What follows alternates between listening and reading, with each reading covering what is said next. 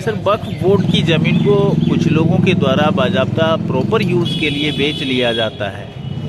अब इस ज़मीन की रजिस्ट्री नहीं होनी चाहिए, जो ज़मीन का रजिस्ट्री हो जा रहा है, क्या कहेंगे इसमें? ये सबसे बड़ी बात है कि ये इसमें सरकार की बहुत बड़ी नाकामी है।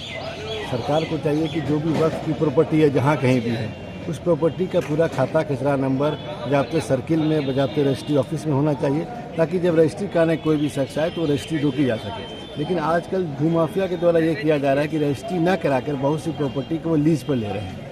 90 साल 99 साल की लीज पर ले लेते हैं और जिससे वो आराम से उस पर अपने काम कर रहे हैं। आने वाली पूछते हैं, समझते हैं कि वो हमारी चीज़ होगी। ये बहुत बड़ा खेला चल रहा है जो हमको नज़र में आ रहा है कि बलिया और लखनिया के इर्द गिर्द बहुत सी प्रॉपर्टी यहाँ पर वक्फ की है, जिसमें बड़े बड़े प्रॉपर्टी है और मैक्सिमम प्रॉपर्टी को इसी तरह लीज के नाम पर लोगों को दे दिया गया है। 90 साल 99 साल की लीज पर दे दिया गया है और वो लोग आराम से खुद प्रॉपर्टी को कर रहे हैं। हम लोगों को चाहिए कि सरकार इस पर एक्शन ले और जितनी भी वक्फ की प्रॉपर्टी है, उस वक्फ की प्रॉपर्टी का पूरा जो खाता खसरा नंबर है वो सार्वजनिक किया जाए, कि पब्लिक भी कम से कम जान सके कि कौन सी प्रॉपर्टी वक्फ की है और रजिस्ट्री ऑफिस में दिया जा सके। और इस पर जिन लोगों ने इस पर तामीराती काम किया है या उसको अपने अंडर में लिया हुआ है, उस पर कानूनी कार्रवाई करके अतिक्रमण मुक्त कराया गया और उसको वक्फ के अंडर में दिया जाए। और इसमें मेरा एक चीज़ और कहना है कि जो वक्फ बोर्ड के चेयरमैन है, उन पर मेरा साफ उन पर मेरा आरोप है, उनके द्वारा ये चीज़ कराया जा रहा है और वो लोग इसमें शामिल है। पूरी की पूरी वक्फ कमेटी शामिल है इसमें।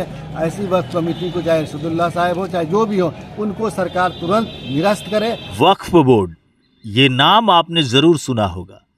वर्ष 1964 में केंद्रीय वक्फ परिषद वक्फ बोर्ड की स्थापना हुई थी। कहा जाता है कि वक्फ के अंतर्गत दान दी गई संपत्ति के अधिग्रहण, प्रबंधन, नियमन एवं उपयोग के लिए सरकार द्वारा एक बोर्ड का गठन किया गया था, जिसे वक्फ बोर्ड कहा जाता है। वक्फ बोर्ड दरअसल अरबी भाषा का शब्द है, जिसका मतलब दान की गई ज़मीन से होता है। इस्लाम में अल्लाह के नाम पर धर्मार्थ कार्यों के लिए दी गई ज़मीन वक्फ कहलाती है और ऐसे ज़मीन को न तो खरीदा जा सकता है और न ही बेचा जा सकता है। लेकिन वर्तमान परिस्थिति में भूमाफियाओं की नज़र देश के सबसे बड़े ज़मींदार वक्फ पर पड़ी हुई है। लगातार वक्फ बोर्ड की ज़मीन, करबला की ज़मीन को कुछ लोग निजी स्वार्थ में कैसे बेच लेते हैं और लोग कैसे खरीद लेते हैं, यह जांच का विषय है।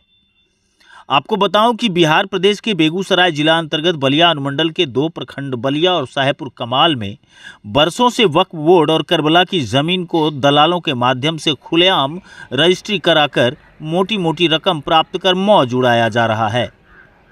इस संबंध में साहेबपुर कमाल अंचल के अंतर्गत बजरंग चौक के आसपास करबला की ज़मीन को बेचकर नए निर्माण कार्य युद्ध स्तर पर कराया जा रहा है, जिसकी सूचना सनहा पूर्वी निवासी सुमित कुमार झा पिता चंद्रमौली झा ने साहेबपुर कमाल अंचल से लेकर जिलाधिकारी बेगूसराय को आवेदन दिया है। जिलाधिकारी ने इस गंभीर समस्या का संज्ञान लेते हुए तथा अन्य कार्यों के निरीक्षण में बलिया अनुमंडल भी पहुंचे।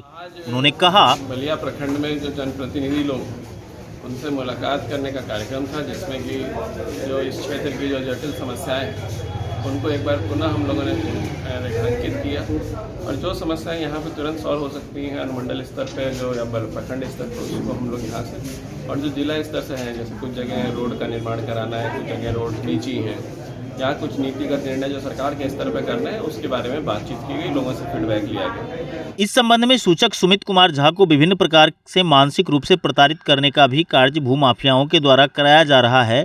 आप भी सुनिए कि सूचक सुमित कुमार झा क्या कुछ कह रहे हैं। घटना है?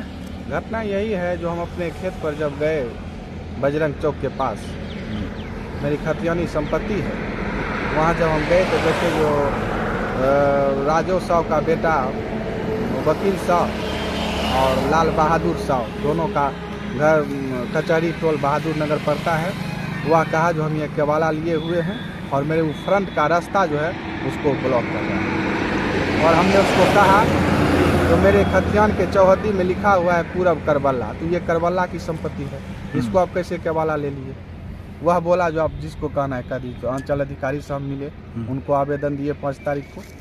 हाँ, क्या बोले अंचल अधिकारी? अंचल अधिकारी बोले जो हम कार्रवाई करेंगे, हम अभी जरा सा मीटिंग में हैं, उसके बाद हम जरा सा देख लेते हैं। हम पेपर वगैरह लगा करके दे चुके हैं।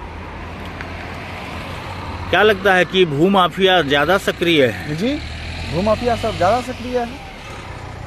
हाँ, हम तो उससे आरजू विनती भी किए जो मेरा रास्ता मत ब्लॉक कीजिए। आप कहाँ केवाला लिए नहीं लिए, हमको कोनो दिक्कत नहीं है। लेकिन वह दोनों साहु जी कहा जो हम केवाला लिए हैं 20 लाख रुपया में, आपको रास्ता 1 फीट भी हम नहीं दे सकते। जमीन किससे खरीद लिया आपको? रामेश्वर साहब से।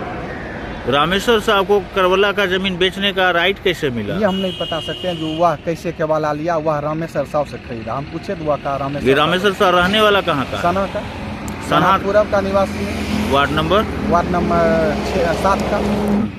जो भी थे तो उनका नाम हम आउट करना नहीं चाहते हैं।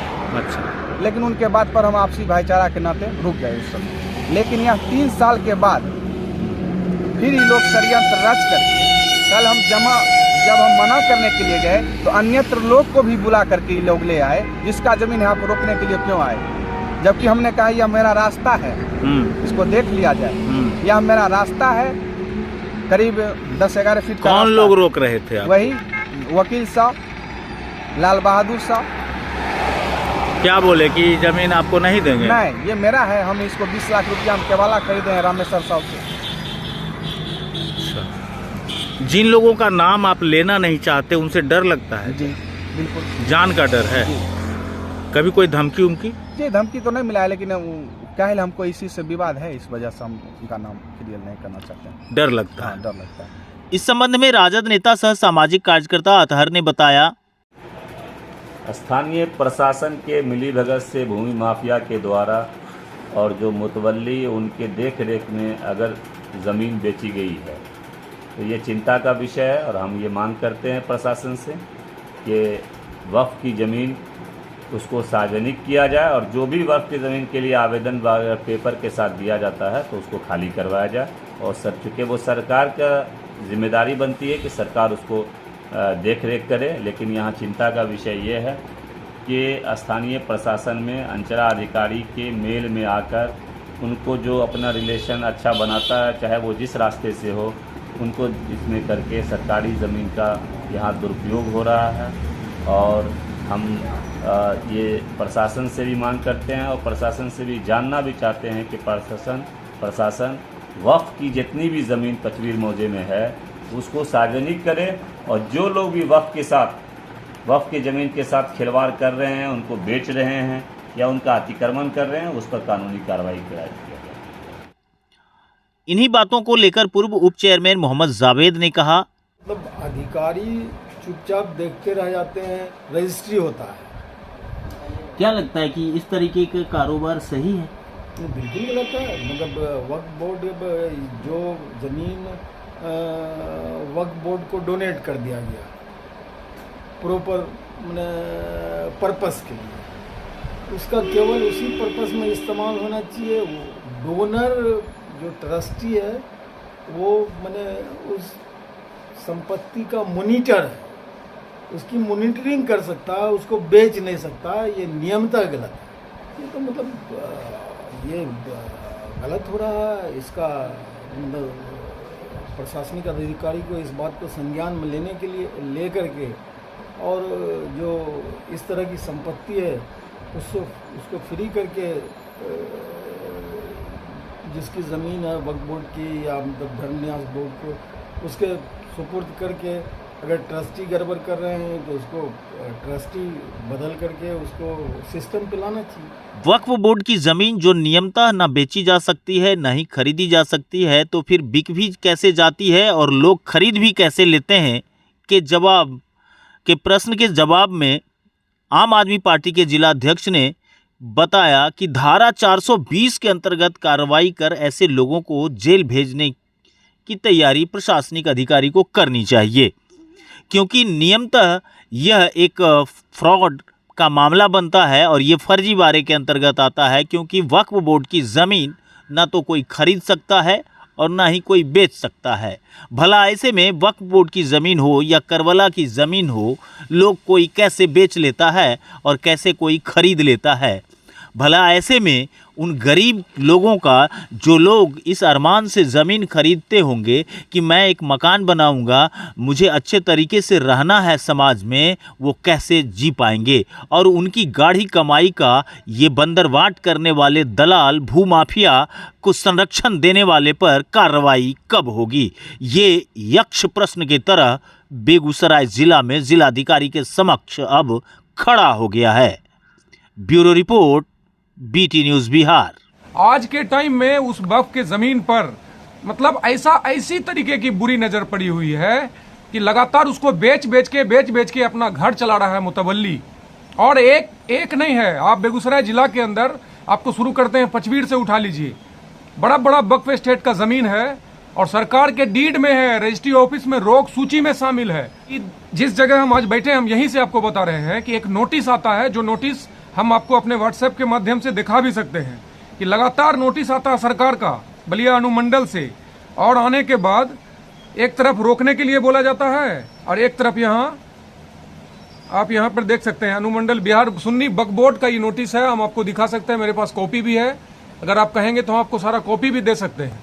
एक तरफ सरकार रोक रही है, समाहरणालय से रोक रहा है, बलिया अनुमंडल से रोका जा रहा है, सब कुछ कर रहा है, लेकिन रोकने के बावजूद भी जमीन बिक रही है। तो इसका मतलब है कि रजिस्ट्रार से लेकर के मुतवल्ली से लेकर के इतना हद पार हो चुका है कि मुतवल्ली सिर्फ सिस्टम भी खत्म हो चुका है। एक मुतवल्ली देख कर गया, जब तक दूसरा मुतवल्ली बनेगा नहीं तब तक आप उसका न बांट सकते हैं, न दे सकते हैं, न दान कर सकते हैं। यहाँ के SDO को पावर है कि उस जमीन का देख रेख करने का।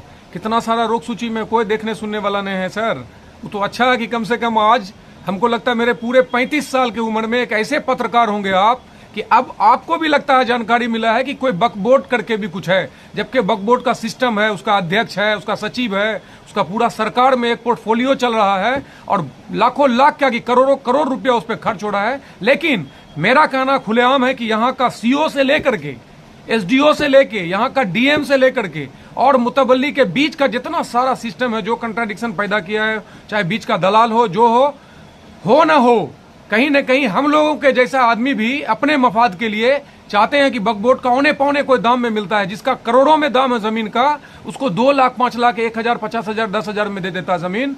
और इसको रोकने के लिए आपके जैसे पत्रकार अगर जाग जाएंगे तो शायद वक्फ बोर्ड का जो किताब भी बना हुआ है, अधिनियम भी बना हुआ है, उस शायद हम लोग को भी समझ में आए और आने वाले वक्त में जो मुतवल्ली बना है और जो गलत किया है शायद आपकी आवाज से रुक सके और उसके बाद रिकवरी के लिए एक अभियान सरकार चलाएगी। नहीं चलाएगी तो आने वाले वक्त में वक्फ बोर्ड का भी हिसाब किताब लिया जाएगा और कोई ले या नहीं ले, आम आदमी पार्टी आने वाले वक्त में जरूर लेगी इसका हिसाब।